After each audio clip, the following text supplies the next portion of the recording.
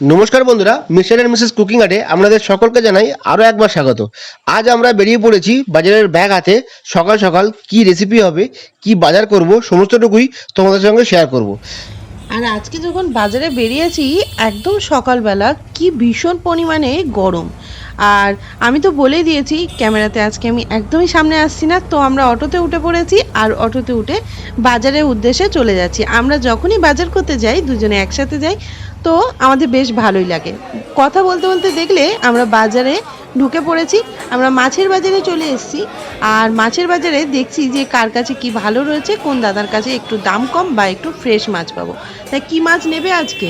আজকে রুই মাছ নিই, চলো টাটকা রুই মাছ পাবো মনে হয়। এই দাদার কাছ থেকে আমরা টাটকা একটা রুই মাছ নিয়েছিলাম, আর ভালো করে পরিষ্কার করে কেটে আমাদেরকে এটা রেডি করে দিয়েছে।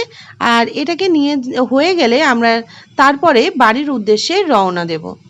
আমাদের মাছ নেওয়া হয়ে গেছে, আমরা এখন বাড়ির উদ্দেশ্যে রওনা দেবো। আমাদের মাছটা নিয়ে আমরা বাড়ির উদ্দেশ্যে যেহেতু রওনা দিচ্ছি, তাতে আজকের যে রেসিপিটা সেটা কিন্তু গন্ধরাজ লেবু দিয়ে রুই। আর অবশ্যই ভিডিওটা দেখতে দেখতে একটা লাইক করে দিও, যারা নতুন বন্ধু আছো চ্যানেলটাকে সাবস্ক্রাইব করে নিও। চলো দেখে নিই আজকের রেসিপি। এখানে আমরা রুই মাছগুলোকে ভালো করে ধুয়ে পরিষ্কার করে নিয়েছি। এরপরে আমরা এখানে মাখিয়ে নেব নুন, হলুদ। আর এই রেসিপিতে আমরা এই মাছটাকে আধ ঘন্টা মতো মাখিয়ে রেখে দেব। তাই নুন, হলুদ, কাশ্মীরি রেড চিলি পাউডার, গোলমরিচের গুঁড়ো আর দিয়ে দেব গন্ধরাজ লেবুর রস। গন্ধরাজ লেবুর রস এখানে আমি হাফ করে কেটে দুটো দিয়েছি। আর দিয়ে দিচ্ছি আদা। আদাটাকে এখানে আদা আর কাঁচা লঙ্কা আমি বেটে নিয়েছি। আর ঝালের পরিমাণটা তোমরা বুঝে দেবে, যে যদি বেশি ঝাল খাও তাহলে সেখানে বেশি ঝাল দেবে, আর যদি কম খাও তাহলে কিন্তু সেখানে কমিয়ে দেবে, কারণ এখানে গোলমরিচের গুঁড়োও ব্যবহার করা হয়েছে। দেওয়ার পরে ওপর থেকে সবার শেষে দিয়ে দেবো এর মধ্যে সর্ষের তেল। আগে মাছগুলোকে ভালো করে এটা মাখিয়ে নিচ্ছি। দেখতেই পাচ্ছ সমস্ত মাছগুলোকে মাখিয়ে নিচ্ছি। এখানে 6 থেকে 7 পিস মাছ আছে। আর এইভাবে মাছগুলোকে ভালো করে মাখিয়ে নেওয়ার পরে সমস্ত মশলাগুলো যাতে মাছের গায়ে লাগে সেটা কিন্তু অবশ্যই খেয়াল রেখো, কারণ এই মশলাগুলোর সাথে যখন আমরা ফ্রাই করব তাতে কিন্তু মাছের টেস্টটা অনেক ভালো আসবে। সমস্ত মাছগুলোকে এইভাবে মাখিয়ে নিচ্ছি। আর মাছগুলো মাখিয়ে নেওয়ার পরে এর মধ্যে আমরা 1 চামচ মতো ব্যবহার করব সর্ষের তেল। এখানে মাছগুলোকে মাখিয়ে রাখার জন্য 1 চামচ সর্ষের তেল অবশ্যই ব্যবহার করবে, তাহলে মাছ ভাজতে গেলে কিন্তু মাছের তেল কিন্তু গায়ে ছিটকাবেও না। এইভাবে আমরা এটাকে মাছগুলোকে মাখিয়ে নেওয়ার পরে ওপর থেকে দিয়ে দিলাম সর্ষের তেল। সর্ষের তেলটাকে দেওয়ার পরে আবারও খুব ভালো করে মাখিয়ে নিচ্ছি। মাখিয়ে সমস্ত মাছগুলোকে আমরা একটা সাইডে রেখে দেবো। পারলে তোমাদের যদি হাতে সময় থাকে আধ ঘন্টা রাখতে পারো, আর যদি সেরকম মনে করো তাহলে কিন্তু এখানে এই মাছটাকে 10 মিনিটের মতো রেখে দিতে পারো।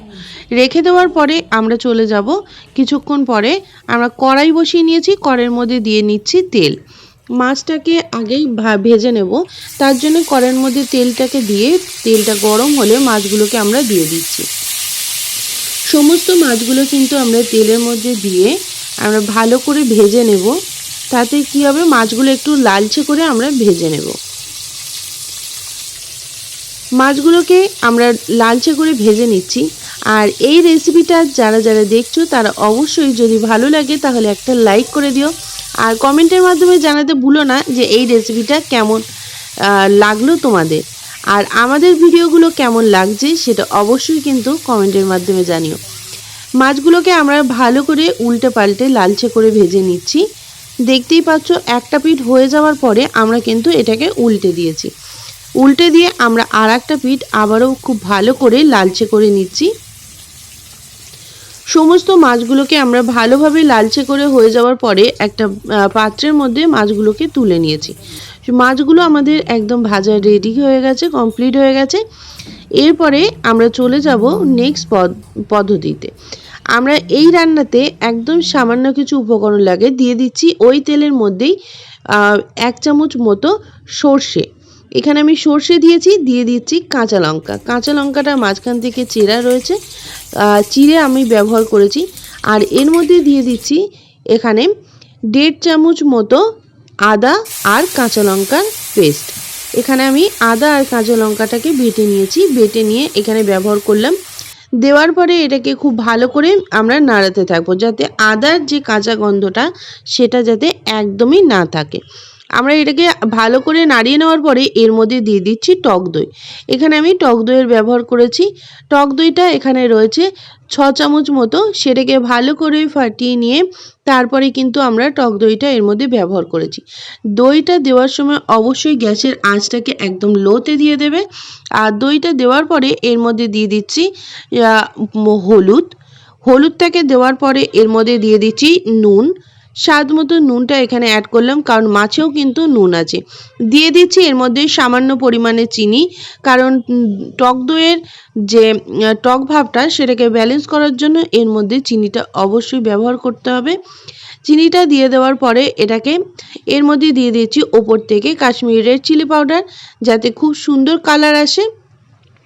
সমস্তটা দিয়ে ভালো করে মিশিয়ে নিচ্ছি আমরা। দেখতেই পাচ্ছ একদম মিশিয়ে নিচ্ছি, আর লো টু মিডিয়ামে আছে কিন্তু আমরা আঁচটাকে রেখে দিয়েছি। ভালোভাবে মিশিয়ে নেওয়ার পরে টক দইটাকে এটাকে কিছুক্ষণ আমরা হতে দেব।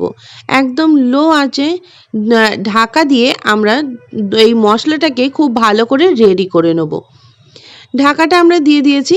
ঢাকাটা খোলার পরে দেখে নাও তোমরা, একদম তেল ওপরে ভেসে উঠেছে। আর এইভাবে এরকমভাবে হয়ে আসলে তাহলে মশলাটা কিন্তু একদম ভালোভাবে আমাদের রেডি হয়ে গেছে। ভালো করে এটাকে নাড়িয়ে চাড়িয়ে আবারও ভালো করে মিশিয়ে দিচ্ছি। আর দেখতেই পাচ্ছ এইভাবে আমরা সম্পূর্ণটা মশলাটাকে খুব ভালোভাবে মিশিয়ে নিয়েছি। মিশিয়ে নেওয়ার পরে এরপরে এর মধ্যে আমরা দিয়ে দেবো জল। সমস্ত মশলাটা হয়ে যাওয়ার পরে তোমরা জলটা দেবে যে যেরকম ঝোলটা রাখতে চাও বা গ্রেভিটা রাখতে চাও সেই বুঝে তোমরা এখানে জলটাকে ব্যবহার করবে। জলটাকে দেওয়ার পরে এটাকে আবারও খুব ভালো করে মিশিয়ে দিলাম। আর মিশিয়ে দেওয়ার পরে এটার ওপর থেকে আমরা দিয়ে দিলাম সর্ষে বাটা।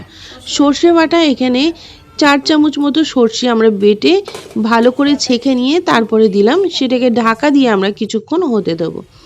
সর্ষে বাটাটাকে দেওয়ার পরে এটাকে ঢাকা দিয়ে কিছুক্ষণ আমরা হতে দিচ্ছি।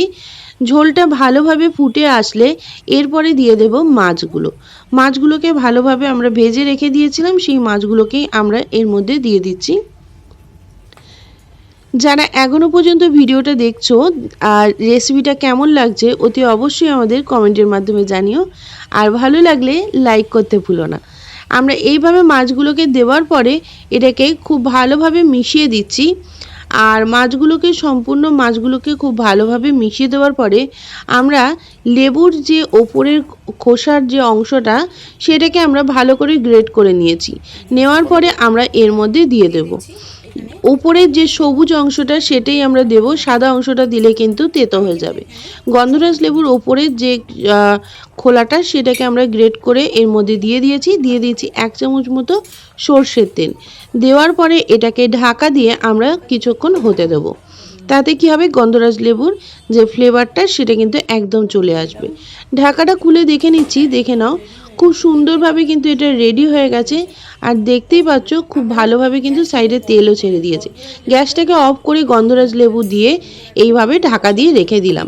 গ্যাসটাকে কিন্তু আমরা অফ করে দিয়েছি যাতে আরও সুন্দরভাবে গন্ধরাজ লেবুর সেন্টটা আসে, তার জন্য আমরা ঢাকা দিয়ে রেখে দিয়েছিলাম। এবার আমরা গ্যাস থেকে নামিয়ে নিচ্ছি। দেখতেই পাচ্ছ তোমরা, একটা মাছগুলোকে আমরা প্লেটের মধ্যে সাজিয়ে নিচ্ছি। আর খুব সুন্দর কিন্তু একটা গন্ধরাজ লেবুর গন্ধও বেরিয়েছে। আর দুর্দান্ত কিন্তু মাছের যে গ্রেভিটা সেটারও কিন্তু দুর্দান্ত গন্ধ বেরিয়েছে। আমরা এইভাবে মাছগুলোকে দিয়ে ওপরে কাঁচা লঙ্কা দিয়ে আমরা রেডি করে নিয়েছি। আর অতি অবশ্যই এই রেসিপিটা বাড়িতে ট্রাই করো। এটা কিন্তু গরম গরম ভাতের সাথে দুর্দান্ত লাগে। এই রকম গন্ধরাজ লেবু দিয়ে রুই অবশ্যই বাড়িতে একবার ট্রাই করে দেখো, একদম নতুন ধরনের আর নতুন স্বাদে। আজকের এই রেসিপিটা কেমন লাগলো অতি অবশ্যই কমেন্টের মাধ্যমে জানিও। আর যদি ভালো লেগে থাকে একটা লাইক করে দিও। যারা নতুন বন্ধু আছো এখনো পর্যন্ত আমার চ্যানেলটাকে সাবস্ক্রাইব করোনি, তাড়াতাড়ি করে সাবস্ক্রাইব করে নাও। আর পাশে থাকা বেল আইকনটা ক্লিক করতে একদম ভুলো না, যাতে আমি নতুন নতুন রেসিপি ছাড়লেই সবার আগে নোটিফিকেশন তোমার কাছে পৌঁছে যায়। আজকের মতো রেসিপি এই পর্যন্তই, আবারও দেখাচ্ছে পরবর্তী কোনো রেসিপিতে।